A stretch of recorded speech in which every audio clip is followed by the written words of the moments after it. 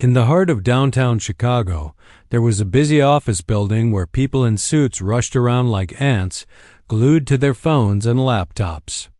Amidst all this hustle and bustle, one woman stood out not because she wore expensive clothes or carried a fancy title, but because she worked quietly behind the scenes, making sure everything ran smoothly.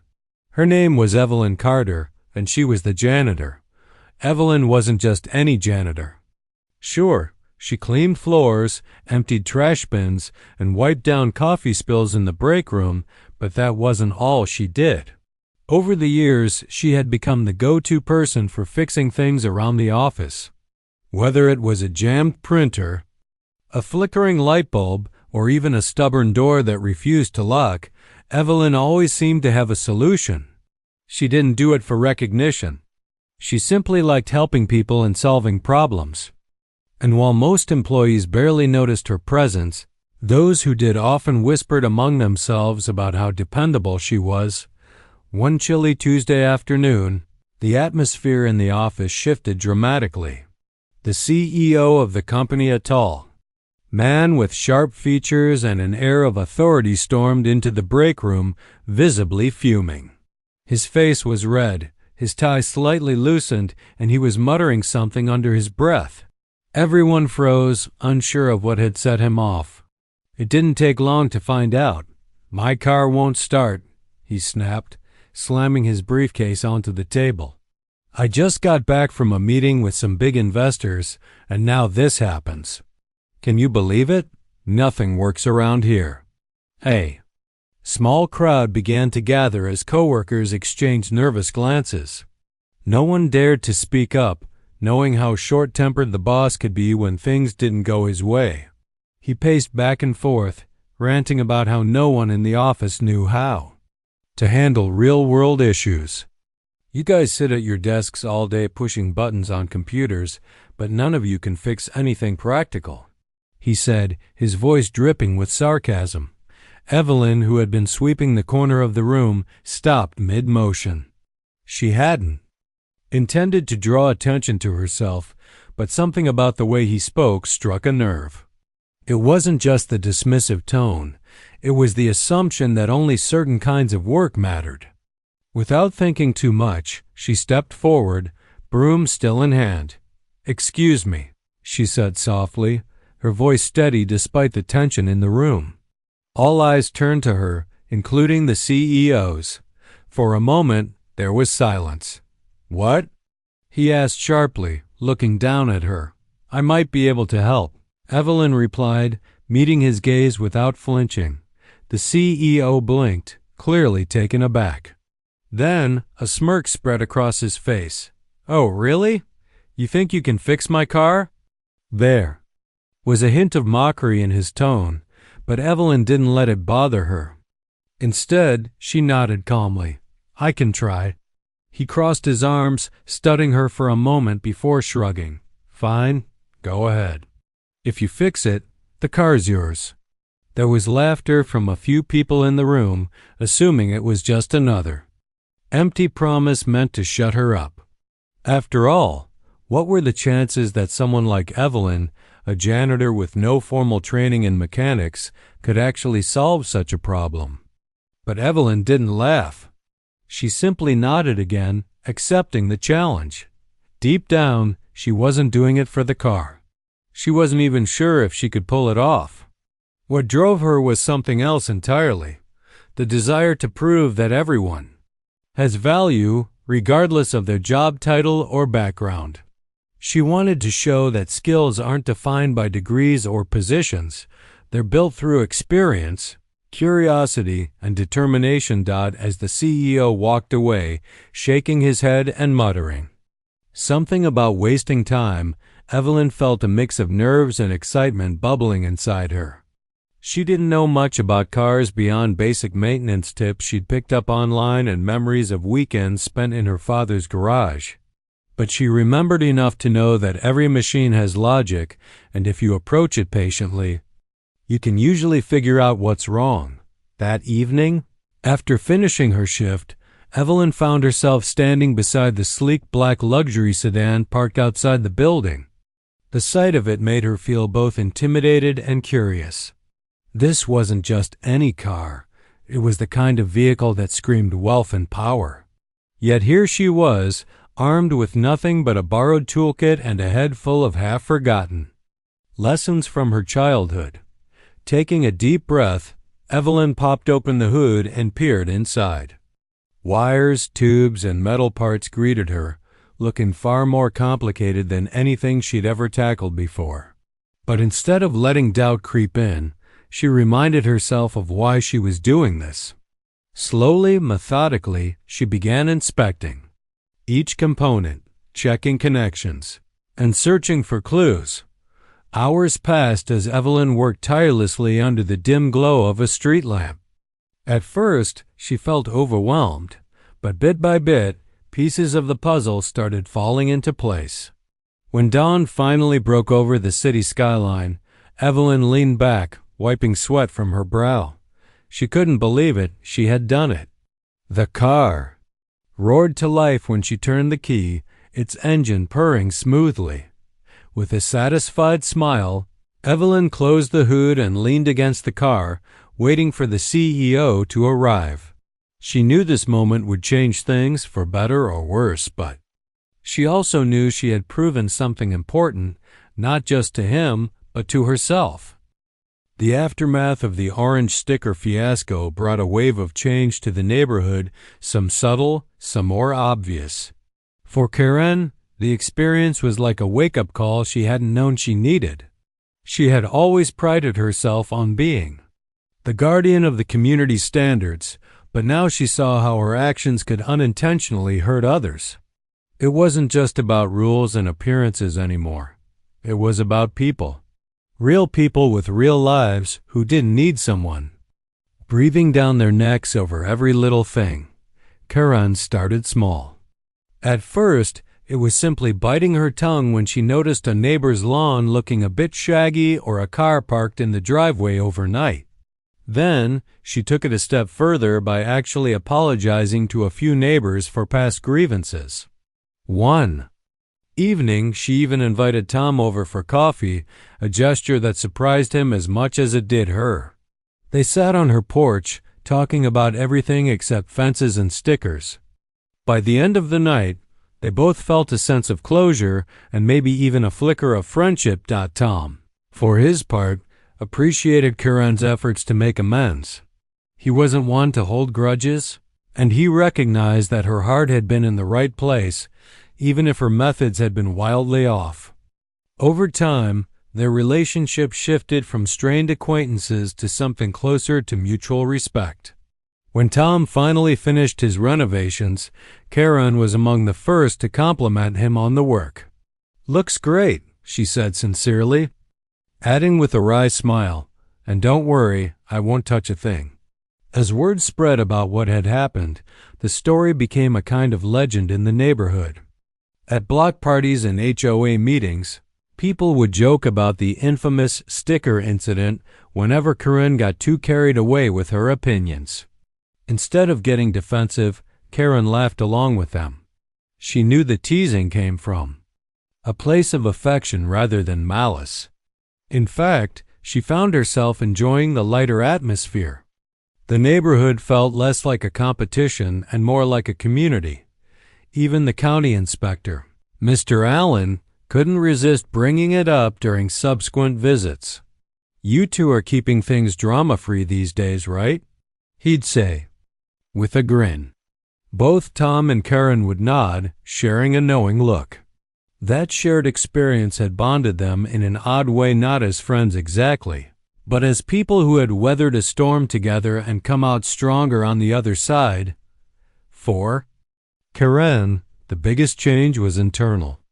She began to rethink her role in the neighborhood. Where once she had seen herself as the enforcer, she now viewed herself as more of a supporter. She still cared about maintaining the area's charm, but she approached it differently. Rather than policing her neighbors, she offered help when asked, or sometimes even when it wasn't. When an elderly couple down the street struggled to keep up with their garden, Karen volunteered to lend a hand. When a young family moved in next door, she baked them a welcome pie instead of handing them a list of HOA rules. Her newfound perspective didn't go unnoticed. Neighbors who had once dreaded crossing paths with her now greeted her warmly. Some even sought her advice on home improvement projects, knowing she had a keen eye for detail. Slowly but surely, Karen transformed from the person everyone tiptoed around into someone they genuinely liked having around. Tom, meanwhile, settled into life in the neighborhood with a renewed appreciation for its quirks. He learned that, while places like this came with their share of challenges, they also offered opportunities for growth for himself and those around him. Finishing his renovations gave him a deep sense of accomplishment, but watching Karen evolve was almost as rewarding. Seeing her soften her edges reminded him that no one was beyond change, no matter how stubborn they seemed. One Saturday morning, as Tom sipped his coffee on his newly painted porch, he spotted Karen across the street tending to her flower beds. She waved at him, and he waved back. There was no lingering tension, no awkwardness, just two neighbors coexisting peacefully. It was a far cry from where they had been months earlier, and Tom couldn't help but smile at the progress. Looking back, both Karen and Tom realized how much they had learned from the whole ordeal. For Karen, it was a lesson in humility and restraint. She discovered that enforcing rules wasn't the same as fostering connection, and that sometimes letting go of control could lead to unexpected rewards. For Tom, it was a reminder to choose patience over frustration and understanding over anger. He saw firsthand how easy it was to misinterpret intentions and how powerful forgiveness could be. The neighborhood, too, benefited from their journey. Conversations became friendlier, disputes rarer, and collaborations more frequent. People started working together on projects instead of against each other. Even the annual summer barbecue felt different that year, with laughter echoing louder and smiles lasting longer. Of course, life wasn't perfect. There were still disagreements and moments of tension, as there always are in any community. But the difference was that now people approached conflicts with a willingness to listen and resolve issues rather than escalate them. And whenever someone brought up the sticker incident, as they inevitably did, it served as a reminder of how far they had all come. Karen often reflected on that time, not with regret, but with gratitude. It had been messy and embarrassing. Yes, but it had also been transformative. She had gone from being the woman everyone whispered about to someone they trusted and respected. And Tom? Well, he had gained not just a renovated house, but a deeper understanding of human nature and maybe even a slightly less annoying neighbor. In the end, the orange stickers weren't just proof of compliance. They were a catalyst for change. What started as a clash over aesthetics turned into a story about growth, forgiveness, and the power of second chances. And though the neighborhood would never forget the day Karen peeled those ugly stickers off the fence, they would remember it not as a disaster, but as the beginning of something better. The next morning, the CEO walked into the office parking lot with his usual brisk pace, coffee in one hand and phone in the other. His mind was already racing with thoughts of meetings, emails, and deadlines. But as he approached his luxury sedan, something caught his eye. Evelyn, standing there calmly, leaning against his car like it belonged to her. For a split second, he froze, unsure if he was seeing things right. Then reality hit him. "Is that my car?" he asked, his voice tinged with disbelief. Evelyn straightened up, meeting his gaze without hesitation. "Yes, it is," she replied, her tone calm but firm. "It's fixed." The CEO stared at her for a moment, then glanced at the car, almost expecting it to sputter or stall. Instead, it sat there gleaming under the morning sun, looking as pristine as ever. He unlocked the door and slid into the driver's seat, turning the key. The engine roared to life instantly, smooth and powerful, just like it always had before breaking down. For a few seconds, he sat there, gripping the steering wheel, trying to process what had happened. How could someone like Evelyn, a janitor, someone who wasn't even part of the technical staff, have managed to fix something that had stumped professional mechanics? It didn't make sense. Was this some kind of prank? Had someone else come by and repaired it while she took the credit? But deep down, he knew better. Evelyn didn't strike him as the type to lie or take shortcuts. There was an honesty about her, a quiet confidence that couldn't be faked. Still, accepting that she had actually done it felt uncomfortable. It challenged everything he thought he knew about people, roles, and capabilities. And more than anything, it made him question his own assumptions. Word of what had happened spread through the office faster than wildfire. By mid-morning, everyone was talking about it, the CEO's sarcastic bet, Evelyn's unexpected win, and the fact that she now technically owned one of the most expensive cars in the building. Some employees were genuinely impressed, whispering about how clever and resourceful she was. Others were skeptical, wondering if there was more to the story. A few even joked that maybe she'd secretly been a mechanic in another life. Despite the buzz, Evelyn carried herself the same way she always did, with humility and grace. She didn't brag or seek attention. Instead, she quietly went about her work, cleaning floors and restocking supplies as though nothing unusual had happened. But inside, she couldn't help but feel a mix of emotions. Pride, yes, but also frustration. She hadn't taken on the challenge to prove a point or to embarrass anyone. All she wanted was to show that skills and intelligence aren't confined to job titles or degrees. Yet here she was, stuck in a situation where people either doubted her abilities or turned her success into gossip. Later that afternoon, the CEO called Evelyn into his office. The room was spacious, with floor-to-ceiling windows offering a stunning view of the city skyline.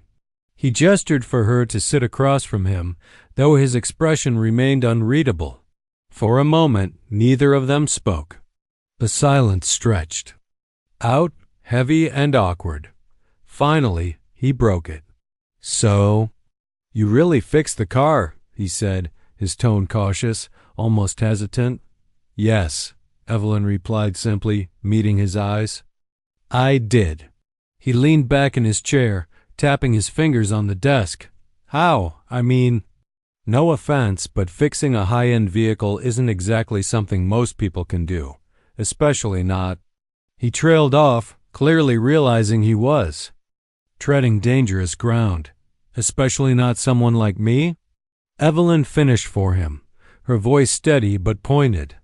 The CEO shifted uncomfortably in his seat. "That's not what I meant," he said quickly, though they both knew it was exactly what he'd implied.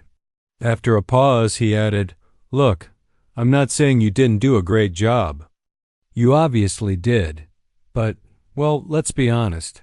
Giving you the car might raise some eyebrows. People will talk. They'll think I lost a bet or that you underestimated me," Evelyn interrupted, her tone softening slightly. "And maybe you did. But that doesn't change the fact that I kept my end of the deal. Don't you think it's important to keep your word?" Her words hung in the air between them, simple yet powerful. The CEO opened his mouth to respond, then closed it again, clearly struggling to find the right thing to say. For all his confidence and authority, he suddenly looked unsure, almost vulnerable. After a long pause, he sighed and leaned forward, resting his elbows on the desk. "You're right," he admitted reluctantly. "I shouldn't have made that bet in the first place. It was reckless. But now that we're here, I need to figure out how to handle this without causing more problems." Evelyn nodded slowly, understanding the complexity of the situation. While she appreciated his acknowledgement, she also knew that actions mattered more than words. "I get it," she said. "This isn't just about us. But if you want to lead by example, maybe this is your chance to show people that promises matter and that talent can come from anywhere. The CEO sat quietly for a moment, considering her words.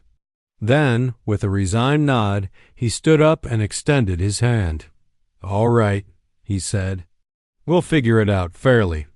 As Evelyn shook his hand, she felt a flicker of hope, not just for herself, but for what this moment could mean for others. If a janitor could fix a luxury car and earn respect from the CEO, then perhaps the barriers separating people based on jobs, backgrounds, or expectations weren't as solid as they seemed. Maybe there was room for change, for growth, for redefining what truly matters in the workplace. Little did she know, this was only the beginning of a journey that would transform not just her life, but the entire culture of the company. And as she walked out of the office that evening, the keys to the car still uncertain in her possession, she couldn't help but smile. Whatever happened next, she had already proven something invaluable. That determination, skill, and integrity could break through even the toughest obstacles. Evelyn's rise within the company didn't happen overnight, but it felt like a whirlwind all the same. Her new role as facilities supervisor gave her a platform she had never imagined having. For years, she had worked in the shadows, quietly, ensuring that everything ran smoothly without expecting recognition or reward. But now, with a title and responsibilities that demanded attention, people began to see her in a different light, not just as the janitor who fixed things, but as someone capable of leading, innovating, and inspiring. Her first big project was reorganizing the building's recycling program. The old system had been inefficient, with bins overflowing and waste often ending up in the wrong places. Evelyn proposed a color-coded labeling system paired with short training sessions for employees. At first, some grumbled about the changes. "Why? Does this even matter?" one person muttered, but Evelyn stayed patient. She explained how small actions could add up to make a real difference, not just for the environment, but for the company's image too. Within weeks, the office became one of the greenest workplaces in the city, earning praise from clients and local media alike. As word of her success spread, Evelyn started receiving invitations to meetings she would never have dreamed of attending before. Executives sought her input on projects ranging from energy efficiency to employee wellness initiatives. Her practical, hands-on approach brought fresh perspectives to discussions that were often bogged down by jargon and abstract ideas. Slowly but surely, she became a trusted voice in rooms where few expected her to belong. But despite her growing influence, Evelyn remained grounded. She knew her journey wasn't just about personal achievement, it was about opening doors for others who might feel invisible or underestimated. Inspired by her own experiences, she launched an initiative called Hidden Talents, aimed at showcasing the skills and potential of support staff across the company. Whether it was a security guard skilled in graphic design, a receptionist fluent in 3 languages, or a maintenance worker with a knack for coding, Evelyn wanted everyone to have a chance to shine. The program quickly gained traction, thanks in part to Evelyn's infectious enthusiasm. She organized workshops, talent showcases, and networking events that brought together employees from every level of the organization. One memorable event featured a panel discussion where participants shared stories of overcoming challenges and discovering their strengths. By the end of the evening, there wasn't a dry eye in the room, including those of the CEO himself, who sat quietly in the back, watching intently. Speaking of the CEO, his behavior had shifted noticeably over the past few months. Gone was the sharp-tongued, dismissive leader who had mocked Evelyn during the infamous car incident. In his place was a man grappling with humility and self-awareness. He attended Evelyn's events, listened attentively during meetings, and made a visible effort to engage with employees he had previously overlooked. While some dismissed these changes as performative, others noticed something genuine beneath the surface, a willingness to learn, grow, and admit when he was wrong. One evening, after a particularly successful hidden talent showcase, the CEO approached Evelyn as she was packing up materials. The two stood alone in the conference room, surrounded by leftover decorations and half-empty coffee cups. For a moment, neither spoke. Then the CEO cleared his throat. "I need to apologize." "Again," he said, his voice softer than usual. "Not just for the car thing, though that's part of it. I'm sorry for underestimating you and everyone else like you. People see what they expect to see, and I let my expectations blind me." Evelyn looked at him, surprised by the sincerity in his tone. "It's okay," she replied gently. "We all make mistakes. What matters is learning from them."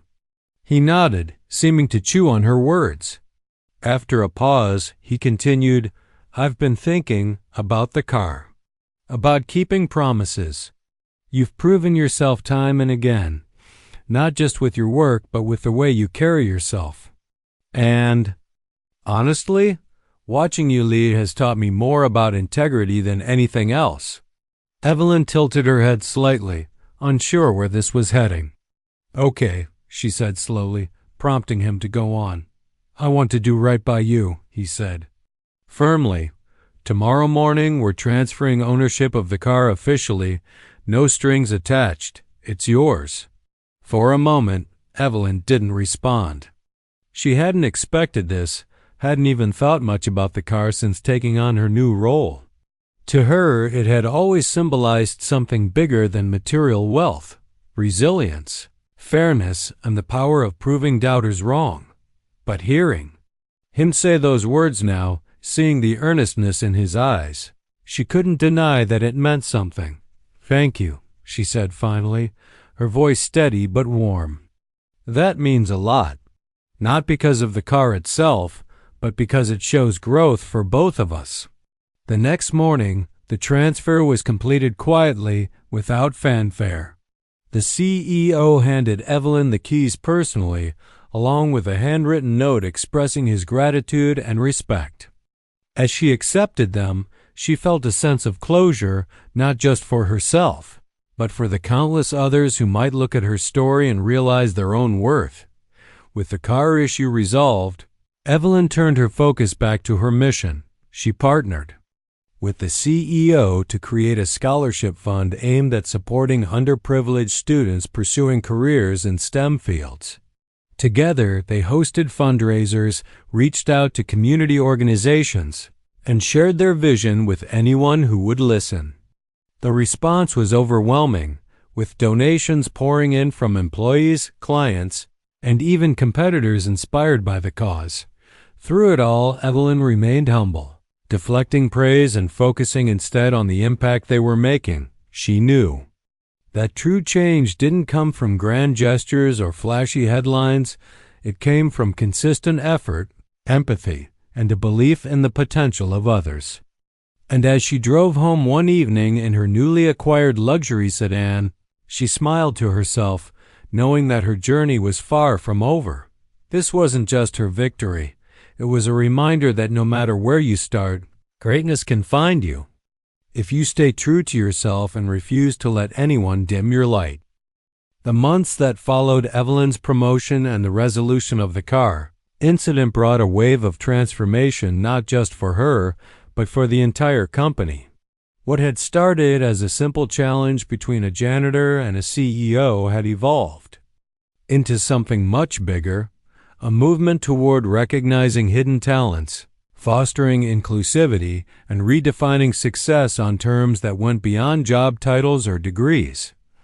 Evelyn threw herself into her work with renewed purpose.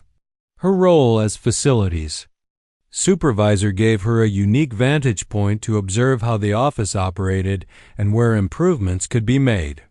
She noticed patterns others overlooked: maintenance workers struggling with outdated tools, interns feeling disconnected from senior staff, and support teams whose contributions were rarely acknowledged in official reports. These weren't just logistical issues, they were human ones. And Evelyn knew firsthand how neglecting people's needs could lead to frustration, burnout, and missed opportunities. One of her first major initiatives was introducing what she called Team Connect days. Once a month, employees from different departments would come together for collaborative projects, things like organizing community service events, redesigning shared spaces, or brainstorming ways to improve workplace culture. At first, some higher-ups resisted the idea, worried it might disrupt productivity. But Evelyn persisted, arguing that bringing people together would ultimately strengthen morale and innovation. When the first Team Connect Day resulted in a record number of employee suggestions being implemented, even the skeptics couldn't deny its value. Her efforts didn't stop there. Inspired by the Hidden Talents program, Evelyn began mentoring young professionals within the company, particularly women and minorities who often felt sidelined in corporate environments. She held informal coffee chats, sharing advice about navigating workplace politics, building confidence, and finding your voice in rooms full of louder opinions. Many of these mentees later credited her with helping them land promotions, secure leadership roles, or simply believe in their own potential. Meanwhile, the CEO continued his own journey of growth. Though he had initially struggled with guilt over the car bet, he now embraced the lessons Evelyn's story taught him. He realized that true leadership wasn't about wielding authority, it was about empowering others. Under Evelyn's influence, he became more approachable, holding regular open forums where employees could voice concerns or pitch ideas without fear of judgment. He also championed diversity initiatives, working closely with Evelyn to ensure underrepresented groups had equal access to opportunities. Their partnership became a cornerstone of the company's evolving identity. Employees joked that you'd rarely see one without the other. They were often spotted walking through the halls, discussing new projects or brainstorming solutions to emerging challenges. Some referred to them as an unlikely duo, while others saw them as proof that collaboration across roles and backgrounds could yield extraordinary results. But perhaps the most significant change came when Evelyn decided to take her mission outside the walls of the company. With the CEO's backing, she launched a nonprofit organization dedicated to supporting marginalized communities and pursuing careers in STEM fields. The scholarship fund they had created earlier grew into a full-fledged program offering mentorship, internships, and financial aid to students from low-income families. Local schools invited Evelyn to speak at career fairs, where she shared her story and encouraged kids to dream big despite obstacles. One evening, after delivering a keynote speech at a tech conference, Evelyn stood backstage reflecting on how far she'd come. Just a year ago, she had been quietly sweeping floors, invisible to most except those who needed help unclogging a sink or fixing a printer. Now, she was standing in front of thousands of people, inspiring them to see possibilities beyond societal limits. It wasn't fame or recognition that moved her. It was knowing that her journey might give someone else the courage to step forward and claim their place in the world. As she packed up her notes and prepared to leave, the CEO joined her backstage. He looked tired but content, carrying 2 cups of coffee. Handing one to Evelyn, he smiled warmly. "You know," he said, taking a sip, "when I first met you, I thought I knew everything about running a business. Turns out I didn't even know how to fix a car." Evelyn chuckled softly. "Well, we both learned a lot since then." He nodded, his expression thoughtful. "I used to think leadership meant having all the answers. But now I realize it's about asking the right questions and listening to the people around you. You've taught me that." For a moment, neither spoke. Then Evelyn broke the silence. "We're not done yet," she said firmly. There's still so much work to do for this company, for our community, for the next generation. We've come a long way, but this is just the beginning." The CEO smiled, raising his coffee cup in a mock toast. "To beginnings, then?" "To beginnings," Evelyn echoed, clinking her cup against his. Months later, as Evelyn pulled into the driveway of her modest home in her luxury sedan, she couldn't help but laugh at the irony. The car that once symbolized arrogance and dismissiveness now represented something entirely different: resilience, fairness, and the power of second chances.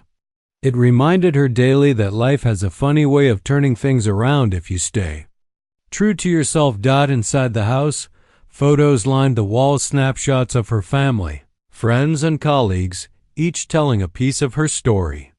Among them was a framed note from the CEO, written during the car transfer ceremony. Asterisk. "Thank you for reminding me that integrity matters and that greatness can come from anywhere." Asterisk. As Evelyn settled onto her couch with a cup of tea, she flipped through a magazine featuring an article about her nonprofit. Reading the glowing words written about her achievements, she felt a deep sense of fulfillment, but also responsibility. This wasn't just her victory. It was a call to action for everyone who believed in the power of perseverance and kindness. And so, Evelyn continued forward, driven not by accolades or material wealth, but by the belief that every person deserves a chance to shine. Her journey proved that no matter where you start, greatness isn't defined by where you end up. It's defined by the lives you touch along the way.